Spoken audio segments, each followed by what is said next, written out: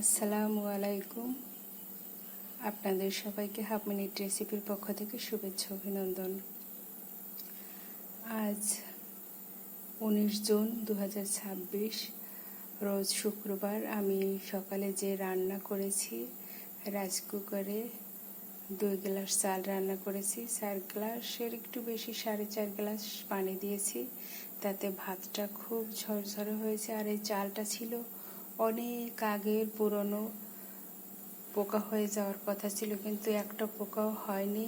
কি সুন্দর হয়েছে! আর পুরনো চাল হওয়াতে ভাতটা খুব সুন্দর হয়েছে আর ঝরঝরে হয়েছে, এবং ভাতে কোনো গন্ধ নেই, ঠিক আগের মতোই আছে, খুবই সুন্দর। এরপর যা আমি রান্না করেছি, এই রান্না আমি জীবনে কোনোদিনও করিনি। এই বাবলুর রেসিডেন্সে এই প্রথম রান্না করেছি। অবশ্য আমি এই যে মিনি রাইস কুকারে রান্না করি, এটা আম্মুর খুব শখের মিনি রাইস কুকার। কীভাবে রান্না করেছি আমি জানাচ্ছি। রাইস কুকারে হলুদের গুঁড়ো, মরিচের গুঁড়ো আর জিরে গুঁড়ো আর তেল আর লবণ দিয়ে পানিটা একদম যখন বলক হয়ে এসেছে তখন 2টা ডিম ছেড়ে দিয়েছি। আর আমার বাবলুর ছাদ বাগানের একটা বেগুন ছিল, সেই বেগুনটা যখন এটা বলক হয়ে আসছে তখন ঝোলের ভিতরে ছেড়ে দিয়েছি। 10-15 মিনিট পর দেখুন কত সুন্দরভাবে রান্না হয়ে গেছে। আমি জানতাম না মূলত যে কিভাবে রাইস কুকারে রান্না করা যায়। আমি আগে ভাতও রান্না করতাম না, ভাবছিলাম ইন্ডাকশনে রান্না করলে খুবই ভালো হয়, কিন্তু হঠাৎ করে ইন্ডাকশন নষ্ট হয়ে যাওয়াতে আমি রাইস কুকারে রান্না করতেছি। কিন্তু রাইস কুকারে রান্না ভীষণ সুন্দর হয়। আর এই যে দেখুন, আমার কোনো নাড়াচাড়া লাগে না আর পুড়ে যায় না। পুড়ে গেলেও খাওয়া যায়। আর গ্যাসের চুলায় যখন রান্না করতাম তখন পুড়ে গেলে আর খাওয়া যেত না।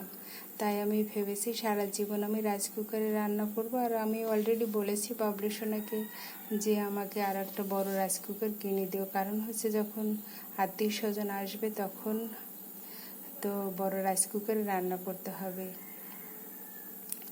ইতিমধ্যে আমার বাবলু রেসিডেন্সে অনেকেই আসার অফার দিয়েছেন, যারা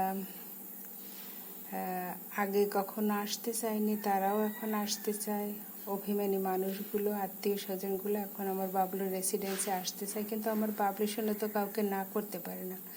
আর আমি হঠাৎ করে না করে দেই, আমার বাবলু সোনা তাতে রাগ করে। এই যে দেখুন, আজকে এই নতুন রেসিপি দিয়ে ভাত খাবো। আর আমার বাবলু সোনা তো জানেন, সে মাছ মাংস কোনো তরকারির ভিতরে যদি মাছ মাংস দেয় তাহলে সে খায় না। গতদিন আমার বাবলু সোনা প্রিয় আত্মীয় স্বজনের জন্য তার গাছের আম পাঠিয়েছে। আমার বাবলু সোনা ভীষণ ভীষণ ক্লান্ত, আর শরীরটাও তার ভালো না, যার কারণে আমার বাবলু সোনা ঘুমিয়েছে। আর আমি কি করব, আমার বাবলু সোনার অপেক্ষা করতেছি। আমার ভীষণ ক্ষুধা পেয়েছে। আমার বাবলু সোনা না উঠলে আমি আপনাদের সাথে শেয়ার করব, কারণ আমি একা খেতে পারি না। আমি যখন ভাত তরকারি খাই তখন, বা যে কোনো জিনিস খাই, তখন আমার প্রাণের মা বাবা তারা মুখের দিকে তাকিয়ে থাকতো। মা বাবা অনেক দূরে থাকাতে আসলে আমার নিজেরই খেতে হয়। অবশ্যই আমার বাবলু সোনা আছে, তাকিয়ে থাকে। আমার বিশেষ করে আমার সিস্টাররা যদি তাকিয়ে থাকে তাহলে আমি বেশি বেশি খেতে পারি। আর আমার 3টে ময়না পাখি আছে, তাদের ভীষণ ভালোবাসি। তারা ভালোবাসলেও ভালোবাসবো, আর ভালো না বাসলেও ভালোবাসবো। এমনকি আমার ময়না পাখিরা যদি আমাদের তেজ্য ঘোষণা করে তারপর আমরা তাদের ভালোবাসবো, কারণ হচ্ছে তাদের ভীষণ ভীষণ ভালোবাসি।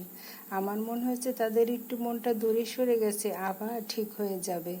আমি আমার ময়নাদের ভীষণ ভীষণ মিস করি। আমার হাতের রান্না আমার ময়নারা সব সময় খায় এবং কখনই খারাপ বলে না। এটা আমার জন্য একটা অন্যরকম একটা গিফট বলা যায়।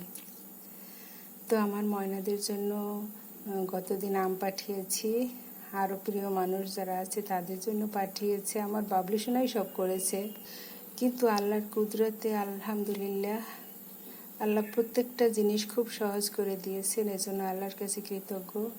আর কৃতজ্ঞ শ্রেষ্ঠ বাবা মা পাওয়ার জন্য। বাবা মা যেখানেই থাকুক আল্লাহ তাদের অনেক ভালো রাখবেন। সব সময় বাবা মার জন্য দোয়া আসে, নিঃশ্বাসে প্রশ্বাসে তাদের জন্য শুধু দোয়া আর দোয়া।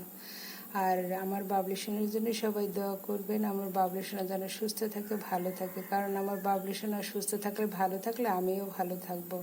সবাই ভালো থাকবেন, সুস্থ থাকবেন। আল্লাহ হাফেজ। আর আপনাদের দাওয়াত রইল।